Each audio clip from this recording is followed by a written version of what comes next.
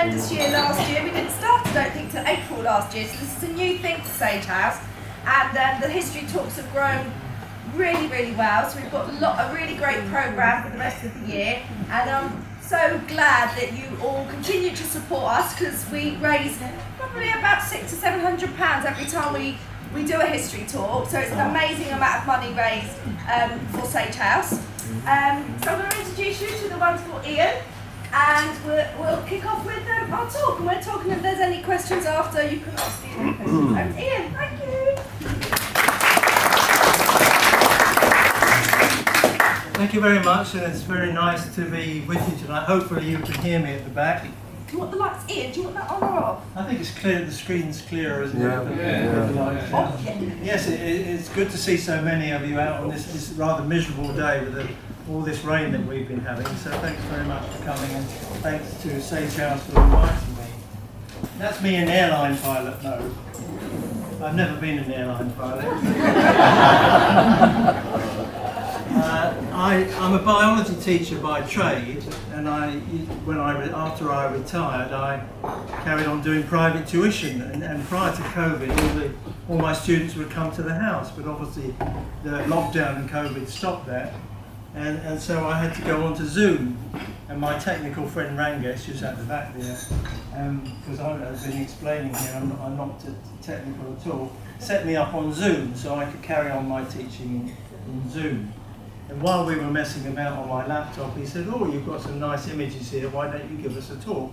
We're both members of the Rotary Club of Midhurst and Petworth. So I gave a talk, and 100 talks later, here we are. Yeah, so that's me zooming another one of my talks. So as I say, we're based in Midhurst. I'm just outside Midhurst, and we're lucky enough to be in the South Downs National Park. And lovely, as you know, for walking and cycling. I've got a group of friends. We go out every Wednesday on our e-bikes, and when weather and conditions allow, we get up onto the South Downs Way.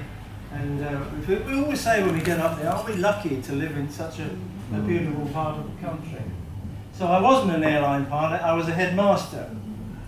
And I was headmaster of this very large comprehensive school in North East Hampshire for 10 years in the 1990s. And I was responsible for the education and welfare of about 1,600 students. So I did that for 10 years and then retired. So here's the title of my talk: The Man Who Caught a Million Criminals. Alec Jeffreys, and this is, I'm pleased to say, another great British invention. The invention of DNA fingerprinting. It makes a catchy title, but last time I Googled this, how many people worldwide have been convicted using DNA fingerprinting evidence, it's many, many millions, so this is an understatement of anything. Anyway, here's the chap that did it, Alec Jeffreys, and there's a typical DNA fingerprint on the right, and I'm going to explain how they're made.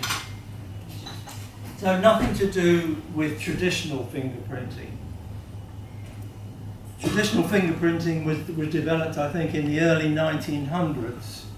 And the reason that Alec Jeffreys called his technique DNA fingerprinting was because, just like traditional fingerprinting, we can identify people uniquely.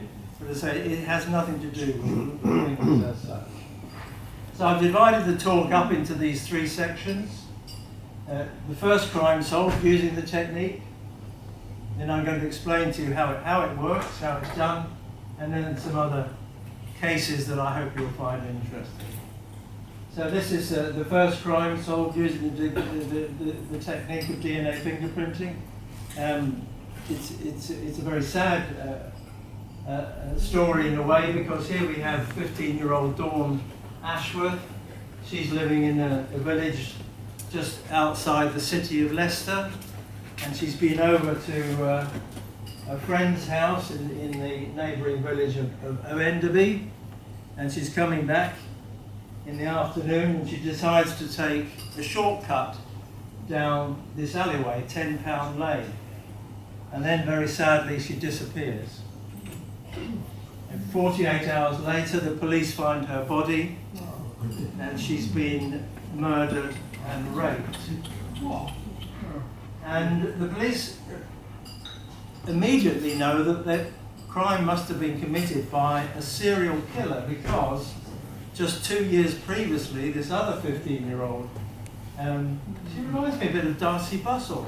The one on the right there, Linda Mann, she was raped and murdered just a few hundred yards from the other one. So you can imagine that all the local people are terrified, particularly the parents. They're wondering when's this evil person going to strike again? A climate of fear in the neighbourhood. So a substantial reward is offered for information leading to the arrest of the perpetrator. And then the police hear that there's been a breakthrough, a scientific breakthrough in the nearby University of Leicester. So we've got Alec Jeffreys working away there, and the police have heard that he's identified this method of DNA fingerprinting, whereby we can identify people uniquely. So Jeffreys is a typical scientist. He was interested in the world around him, in natural history from an early age, working with his chemistry set and all that sort of thing. But he got into trouble one Sunday morning when he was coming back from his paper round, and he found a dead rabbit at the side of the road, and his mother caught him dissecting it on the dining room table, and she wasn't very pleased about that. Anyway, he went on to become, as we could see, a successful scientist. The police had arrested a 17-year-old lad, and they thought that he might be the guilty party. As I say, he was a 17-year-old young man.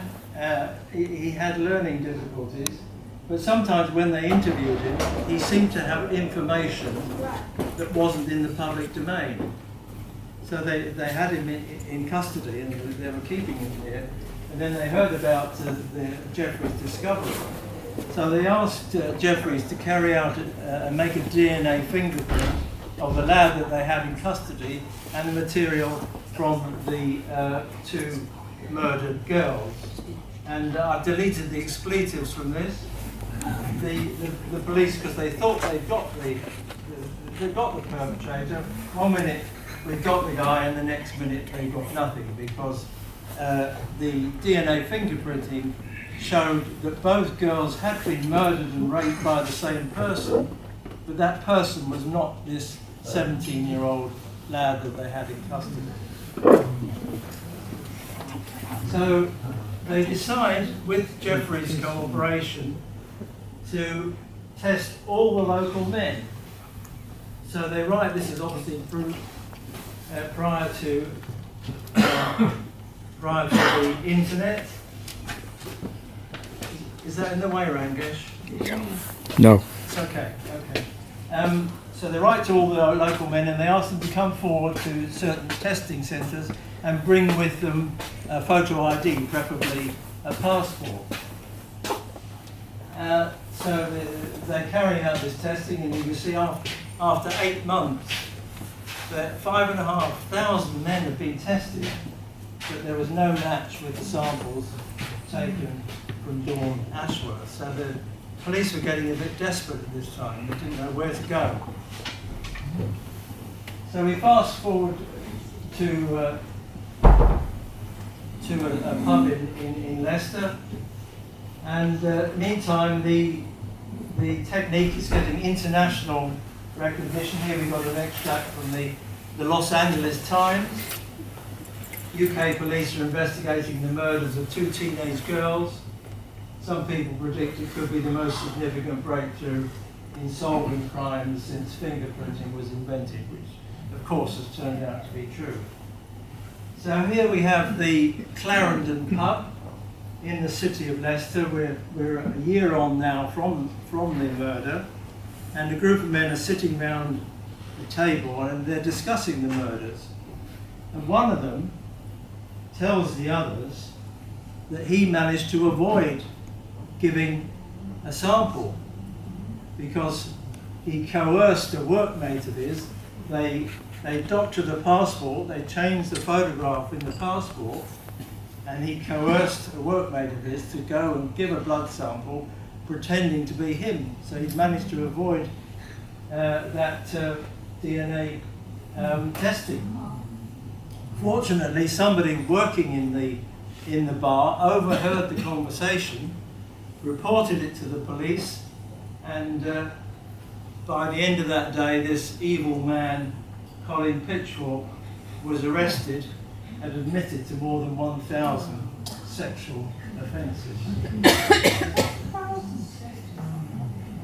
He was examined by a psychiatrist who felt that he would be dangerous for the rest of his life. The then Home Secretary, I expect you remember Douglas Hurd, Yeah.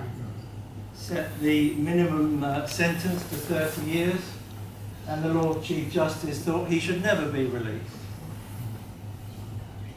So he was indeed sentenced to 30 years in prison. And there's the headline from the local paper, the Leicester Mercury.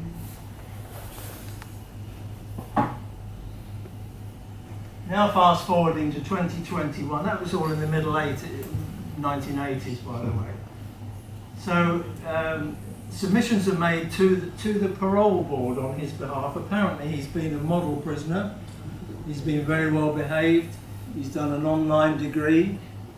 Bizarrely, he's even learned how to transcribe music into Braille. And so the parole board, I don't know who they are, but they decided that he should have a chance, and so they release him. So he's released from prison, June 21. As you can imagine, the girl's parents weren't very pleased or impressed about this. He might have a degree, but he's also a double child murderer and rapist. You could say he's a well-behaved prisoner, but don't ever forget he's a well-behaved child killer. Anyway, he was released, but fortunately, in a short space of time, he was found breaching the conditions of his parole. He was found approaching young women near his bail hostel, and so he was recalled to prison. And I'm sure we would all thought that he'd had a chance that he probably didn't deserve, and he should stay there. But I find it quite remarkable that in 2023, the parole board again say that he should be released. But fortunately, the then Home Secretary, Lord Chancellor, Alex Chalk, intervenes and instructs the parole board to reverse their decision. And as far as I know, he is still in prison. I looked it up on Wikipedia today. As far as I can tell, he's still in prison, and I hope he stays there. So that was the start of the UK DNA database, and it is one of the largest in the world now. There are 6 or 7 million fingerprints in the UK database. So this is how the process works. It's quite technical, but I hope I can explain to you how it works. So this is the structure of DNA, the genetic material that controls everything living. And the genetic code is carried. If we compare it to a spiral staircase, the two handrails simply hold the molecule together. They do that very well. DNA is a surprisingly robust molecule. As we'll see with some of the examples I'm going to give you, it can be around for hundreds of years and still be intact. But the genetic code itself is carried by the stairs on the spiral staircase, if you like, the order in which those chemicals are arranged. So what we're going to do to make the fingerprint, we're going to get our sample. It could be a single hair, could be a spot of blood. We're going to extract the DNA, and then we're going to cut it up in a special way. And then we're going to separate out the fragments and then make the fragments visible to get our DNA fingerprint. As I say, we might only have a single hair, and there wouldn't be enough DNA in that to carry out the fingerprinting process. So we'd have to make lots of copies of it. Now, you may recall that during COVID, there was a lot of talk about PCR tests. It's not actually a test, it's a way of making, as I say, making lots of copies of DNA so that we can carry out whatever we want to do with it.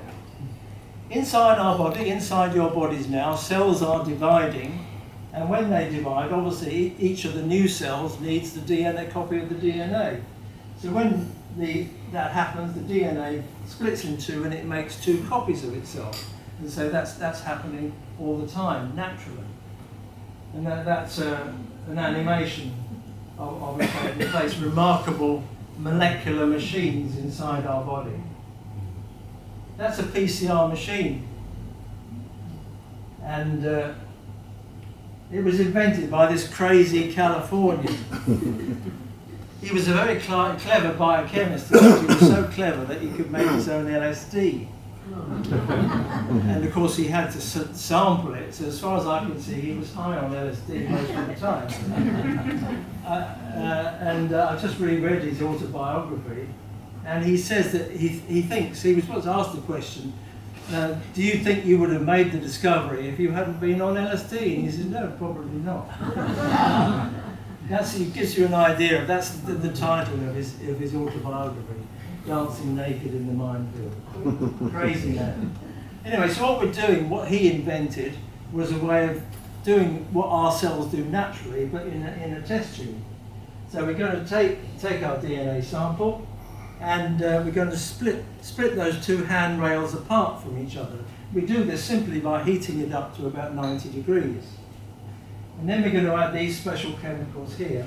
When I'm teaching you this, I compare this to if you've got a garment with a zip on it, you know you've got the little bit at the end that you have to slot in first before the zip will work. Well, that's what these chemicals do. And then finally, we're going to add other chemicals and another enzyme, and we're going to end up with our two copies of the original DNA molecule. This takes about 10 or 15 minutes, and the machine cycles this, so it repeats it every few minutes. And so we're getting lots and lots of copies of our DNA sample. So we're using these clever chemicals called enzymes to help us do that. Now most enzymes, the enzymes on our body have evolved to work at body temperature, surprisingly enough, about 37 or 40 degrees. And if you heat the enzymes in our body much beyond 40 degrees, they start to fall apart, they don't work anymore. So when Mullis invented the procedure, first of all, he would do one cycle and then he would have to add fresh enzymes each time because he was heating them up to 90 degrees, and so they wouldn't work anymore. So it was a very laborious process. But then somebody discovered a special kind of enzymes which were heat resistant. Where did they find these? In these hot pools I always want to call it Jellystone Park, but it's Yellowstone Park, isn't it? In these hot pools, and the water is boiling. It's 100 degrees Celsius. And in there are bacteria that have evolved enzymes which are heat resistant. So scientists have been able to use these heat resistant enzymes from these bugs in the hot pools so that the PCR works without having to be refreshed every few minutes. So we can see that this is the doubling process, so after 10 cycles we've got 1,000 copies, and after 30 cycles we've got 1 billion copies. It's quite difficult to get your head around these big numbers, but I've got quite an interesting way of getting a feel for that. If we think of it in terms of seconds, then a million seconds is about 11 days. What do you think a billion seconds is? 30 years. 30 years. 30 years. So a million seconds is 11 days. A billion seconds is 30 years. So that just shows you what a huge number a billion is.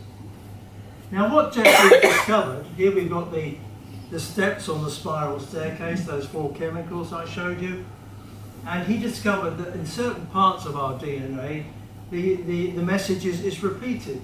So here at the top you can see it's been repeated twice, 3 times, 4 times, and he discovered that the number of these repeats and the position of these repeats on our DNA was unique to each person. So the DNA fingerprinting process uses these clever enzymes to cut these repeated sections out.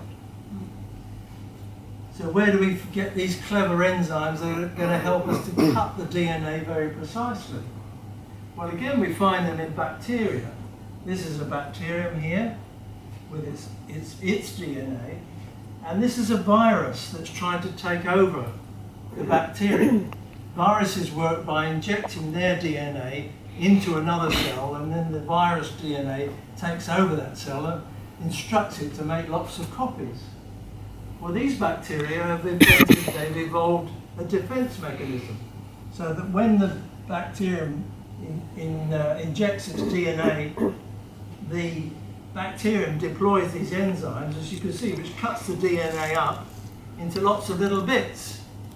So it doesn't work anymore. So it's like our immune system.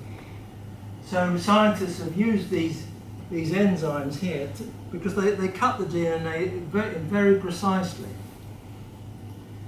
So here's the actual apparatus. It's a small plastic tray, about 10 inches by 4 inches. It's got this special kind of jelly in it here. And we're going to put our DNA samples in holes at that end. And then we're going to connect it up to a battery. So we've got an electric current going through it. And DNA itself is negatively charged. So if we put our DNA samples in here, they're going to be attracted to the positive end of the apparatus. DNA samples are going to try and wriggle their way through the jelly to get to the positive end. There's a picture of the actual apparatus, gives you an idea when you see the human hand there. So here we've got it happen. So obviously the smaller DNA fragments find it easier to wriggle their way through the jelly than the large ones. And so here we've got the smaller fragments down the bottom and the larger ones at the top. They're separated purely on the basis of their size. And then the DNA itself is actually invisible, but there are various ways that we can make it visible, and then we end up with our typical DNA fingerprint like that. So this is a simplified DNA fingerprint. So here we've got DNA fingerprint taken from the crime scene, and then we've got 4 suspects. So I think if we look at suspect 2, we can see we've got one match here, another one here, another one here, another one here. So even on that very small extract of the fingerprint, we've got 4 matching bands. And in English courts of law, if there are 8 or more matching bands, then that's taken as definitive proof that those DNA samples have come from the same person, from the same place. Somebody worked out that the probability of that happening by chance, of having 8 matching bands, is less than 1 in 30 billion. It's given that there are 8 billion people on Earth, it's taken that's a match. So that's the process, that's how it works. So here's some other cases that I hope you'll find interesting. One of the great things about this is that lots of innocent people have been found not guilty. I feel particular empathy for this because when I was a student, I was falsely arrested. I was looking at a demonstration, and the next thing I was in the back of a Black Maria, and I've got a police officer here, but he's come to tell me more about DNA, which I found very interesting. But I think this particular policeman must have been missing his day off or whatever it was. But anyway, when I had to appear in court, and I was accused of being the leader of the demonstrators, and I'd broken through the police cordon on 3 occasions and all this sort of thing. Anyway, fortunately, I was found, the magistrate believed me and my friends and not the policeman. So I have an empathy. Obviously, it's a small beer compared with this. These people have been on death row for 31 years for a crime they didn't. Closer to home, this is Andrew Malkinson, 17 years. And the thing that's particularly bad about this is that the evidence was there, and the person in charge, I can't remember what agency it was, who decided not to instruct people to actually look at the DNA evidence, and it was sitting there for about 10 years. As, he could have been released. And this is Peter Sullivan, 38 years behind bars. This is King Richard III, killed in the Battle of Bosworth, as you can see, in 1485. Apparently, he fought very valiantly, but he succumbed to a number of wounds and ended up being killed. But nobody knew where he was buried. They didn't know what they'd done with the body. This is a remarkable lady, Philippa Langley, living in Edinburgh, and a member of the Richard III Society of Edinburgh, fascinated with everything to do with the king, and she decides she's going to find out where Richard III is buried and get him a decent funeral. So she studies the maps and the plans of the day. She discovers that the most likely place for him to be buried is what was then a religious building, a chapter house. And she identifies that and matches it up with modern day maps. And it turns out that what was this religious building is now the car park of the local social services department. So you can imagine the difficulties that she had. She was so determined, she was so tenacious, but you can imagine she goes to the director of social services and says, "Would you mind if I dig up your car park? Because I think King Richard III might be there." And as you can imagine, she had to fight against these various bureaucracies. Anyway, she prevailed. They dug up the car park and they found the skeleton. Now, some of you who know your Shakespeare will know that King Richard was portrayed as a hunchback, like that. Well, he wasn't. Well, that's a bit of a bad term anyway. But what he did have, can you see here in his spine, he's got that extreme curvature. It's what the medics call scoliosis. So as soon as they saw that, they guessed that they'd been successful. It probably was Richard III. Anyway, this is what I was saying about DNA being such a robust molecule. He's been buried in 1485, over 500 years ago, but they were still able to extract DNA from the bones and carry out DNA fingerprinting. And they compared it with, they obviously had to find the descendant. I think there were 14 generations of people, somebody to give a DNA sample to compare it with. And they found that it was a match, and they used DNA fingerprinting to prove conclusively that this was indeed Richard III. So here again, we got this bending, this scoliosis of the spine. So 500 years late, he gets a funeral fit for a king. 2015, as you can see. So here is it. This is in Leicester Cathedral. It's funny how so much of this story revolves around the city of Leicester. Apparently, I was giving this talk recently. Somebody was telling me there's a very interesting museum explaining about all this thing. I must go up there one day and have a look at it. Anyway, he's now lying in peace in a position fit for a king. And if you're interested in this, so they did that, but they didn't know what to do with the royal family. They were concerned that the royal family could act as a focus for counter-revolutionary. So first of all, they moved them to the other side. Here we've got the Ural Mountains here we've got the city of Ekaterinburg. I think it's a couple of thousand miles east of Moscow. We're into Siberia. And they put the royal family under house arrest in the city of Ekaterinburg. But then it turned out that the counter-revolutionaries were gaining ground. They were actually coming up from the south here. And I read something quite recently, actually. I hadn't realised it was as close as this. But apparently the people in Ekaterinburg were starting to hear the sounds of battles taking place with the counter-revolutionaries coming closer and closer. Obviously, they would have wanted to free the royal family and use them to set up the monarchy again. So the communists decided that the only way to settle this finally was to murder them.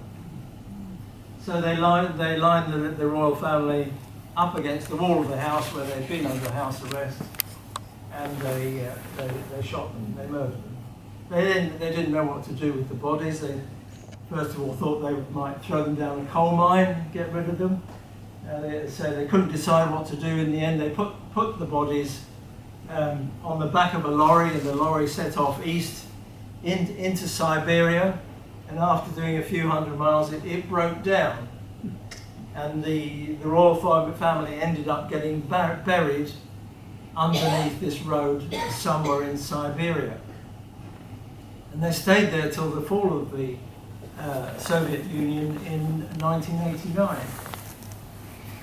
when it was decided to try and find them and dig them up.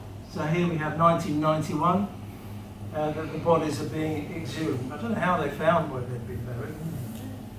Anyway, these are the bones of the royal family. But once again, they wanted to use DNA fingerprinting techniques to prove that these were indeed the remains of the last Russian royal family. So who are they going to compare the DNA with? Surprisingly, they asked Prince Philip, Duke of Edinburgh, to provide a sample. If we look at the family tree, we can see why that would be. So here we have Queen Victoria, and we can see that the Tsarina Alexandra was the granddaughter of Victoria. And if we go down the other line here, we can see that Prince Philip, the Duke of Edinburgh, was a great-grandson. So he was actually quite closely related to the Russian royal family. And he was quite happy to give a sample. He provided a sample, and that was used to prove that these were indeed the remains of the Russian royal family. And as in the previous case, they were then able to get a proper funeral. The only one that they weren't sure about was this one of the girls called Anastasia, and women kept popping up in the first half of the 20th century claiming to be Anastasia, hoping to inherit a vast fortune. Because the Russian royal family were probably the richest family on earth at the time. Anyway, they all turned out to be frauds. And DNA fingerprinting was used to prove that they were frauds. So here we've got the remains lying in state, and the funeral. Another thing, DNA fingerprinting, sometimes called DNA profiling, can be used as in paternity cases where there's a dispute as to who is the father of a particular child, who's going to have to be paying the alimony. So what we've got here, we've got DNA fingerprint of the mother, the child here, and two potential fathers. And again, if we look at the matching bands, if we compare the child here, we can see there's a match there, there, there, and so on. So it looks very much as if father 2 is the father of the child. And this was used to great effect by the actress Elizabeth Hurley in 2002. And it was used to prove that Steve Bing was the father of her child. Saw her. He was appearing with her in court last week, wasn't he, with this phone bugging business. Anyway, the American court awarded her $158,000 a month. So I think she was could only be in America, couldn't it? So I think they've been able to sort of muddle along with that. And one of the things that I'm very keen on family history, and I've used DNA to help me with that.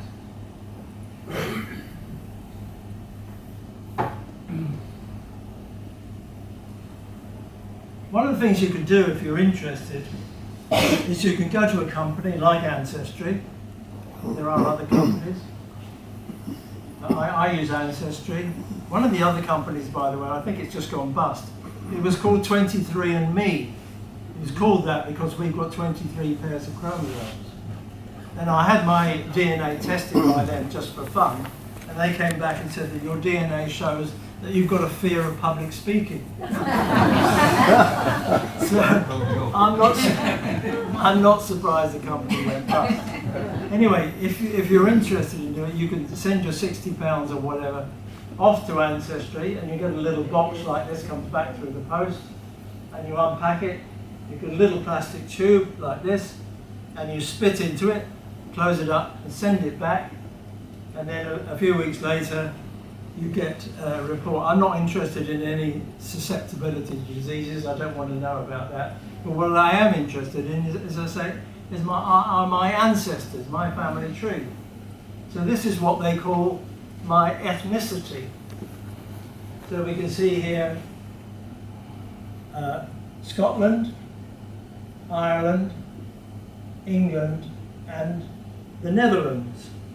And fortunately, that ties in very nicely with the research that I'd done prior to this, because I had found out that my 7 times great-grandfather, Thomas Baskin, he'd been living in lowland Scotland, but he was being persecuted for his religion.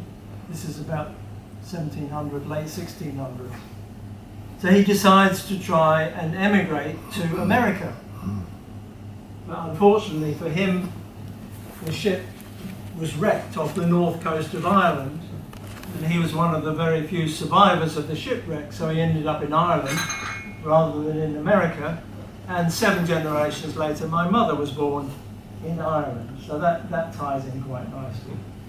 I'd also discovered that another one of my Irish ancestors, Lowry Baskin, he grew up on the same farm in Northern Ireland as my mother, but he'd emigrated, as so many Irish people do, emigrated to New Zealand in about 1870. And he'd set up there as a farmer, a sheep and dairy farmer. And there he is, my great uncle, Lowry Baskin. One of the nice things you can do, and again it's entirely optional, you don't have to, you can press a button on the Ancestry website and ask it, are there any other people who've taken the test that have got DNA that's similar to mine? So I did that, and I discovered 2 second cousins that I didn't know exist. One of them was still living in Ireland, so I took my son over and we went over and spent a couple of days with her, going around all the local graveyards and things and doing the family history bit there. And then the other one was a second cousin living in New Zealand, Cheryl Baskin. So I was able to make contact with her. I sent her an email and she came back and she said, did I know that great uncle Lowry had built himself a house? This is a typical New Zealand house. If any of you have been there, I'm sure you've recognised it. He built himself his house, but when he passed on, this house had been donated to a living museum, a bit like our Wealdon Downland Museum. And so it's now in a museum, and you can go over it and walk around in it. So I decided to do that. So 2 years ago, I flew over to New Zealand, and I was able to walk around in my great uncle's house, just taking family history just as far as you can. Anyway, one time when I was giving this talk, I was asked the question, have you got any skeletons in your cupboard? So this is the best I can do. Lowry, first of all, married a woman who'd emigrated from Scotland. And they had 3 children together, but sadly she died in childbirth with the 3rd child. So he then married the housekeeper and had another 10 children. So, as you can imagine, the doctor was quite a frequent visitor to the house. And on one occasion when the doctor was visiting the house to examine Mrs. Baskin, who was pregnant, he made some rather disparaging comments about the house. He said he thought it was dirty. And so a fight ensued, which ended up with the doctor having his arm broken. So this is an extract from the local paper. I think this is about 1910. Extract from the local paper. The doctor sued my great uncle for £500. And here we've got the newspaper saying a civil action in which Dr. Paget sued the farmer named Mr. Lowry Baskin for £500 damages. It seems that the doctor was sent to attend Mrs. Baskin in her confinement, and he used certain language which the defendant thought was insulting or disrespectful. Angry words passed, then blows, both parties claiming that the other one struck the first blow. Under examination, the defendant said that the doctor struck him with his riding whip, whereupon he struck him back. Anyway, he was found not guilty, and he didn't have to pay his £500. And I'm going to finish with a very sad story. Actually, one of Lowry's children, with Harold, he was a talented artist, born about 1900, but he was gay. And it didn't do to be gay on a New Zealand sheep farm in 1910. It probably still doesn't do now. But anyway, he decided he would emigrate to England. So he did. He came by ship from England. And here we have an extract. This is 1932, an extract from the London newspaper. Arriving on Saturday night by the steamer Hobson's Bay, New Zealander Harold Baskin encountered at Waterloo a con man who pleaded hunger. So Baskin took him to an adjoining hotel, bought him dinner, and allowed him to share his room. When he awoke, his guest was missing, also his wallet containing all he possessed, £38, even stole his clothing. He'd only been in England less than 24 hours. So you can imagine he's come all the way around the world to hopefully improve his fortunes, and that's what's happened to him. So he was so distraught he committed suicide and poisoned himself. So DNA is now the gold standard of forensic science, and now here we have now Professor, he was knighted, Professor Sir Alec Jeffreys. Well done and thank you, the man who caught 1 million criminals. Does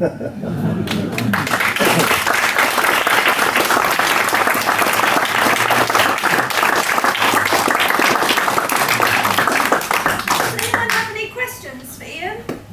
Any questions? Oh, yeah, one over the back there. Do we know who they compared the DNA of King Richard III to? Yes, I think it was actually a sister of King Richard, one of his sisters, and they say there were 14 generations coming down from one of his sisters. Oh, they had it, Her family tree, yes. Yeah. Oh, Yeah. I see, right. Yeah. You know the case that you mentioned earlier, the 2 girls that were murdered? Yes. Would that happen nowadays with the amount of people saying it's more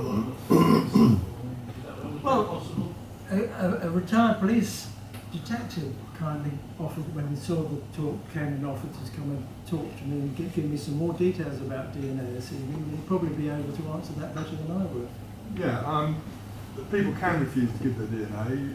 You will automatically get it done when you're convicted of any crime.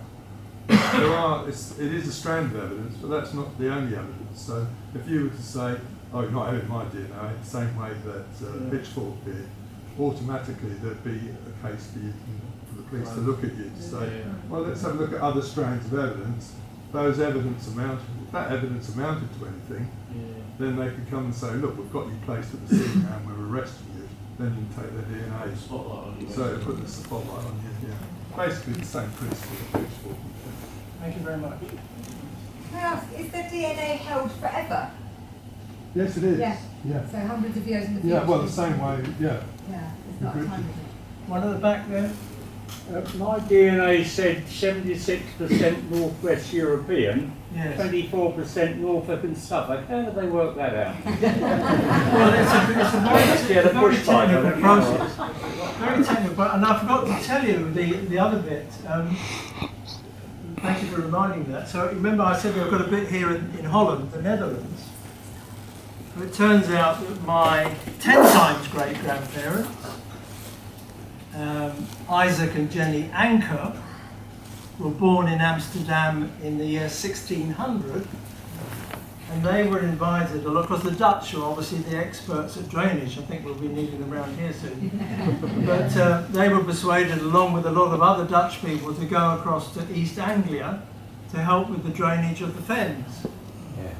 And 10 generations later, my grandmother was born in East Anglia, so that tied up very nicely with the. So we're all mixtures. I mean, you know, I haven't worked out what my Norwegian connection is, but you know, we've had people coming and going in our country all the time. So we are a mixture of lots of different kinds of DNA. How can they specifically put it in Suffolk? Or probably not.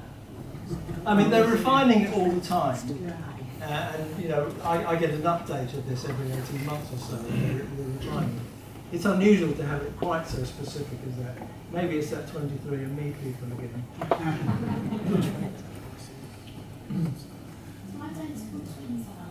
We were talking about this earlier. I think they do have identical. They don't have identical old-fashioned fingerprints, but they do have the same DNA. But then there are other chemicals, special proteins, attached to the DNA, which are affected by the environment and our upbringing, and they would be different. So there would be other ways of separating identical twins.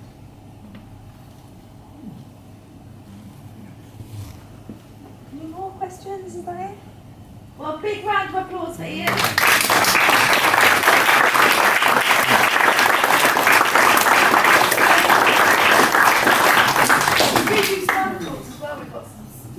Yeah, so we might have him back later on in the year because we've got some gaps in the schedule. Thank you everybody for coming, and anyone who's coming next month to Spitfires, it's sold out, so I hope you've got your tickets early. See you there.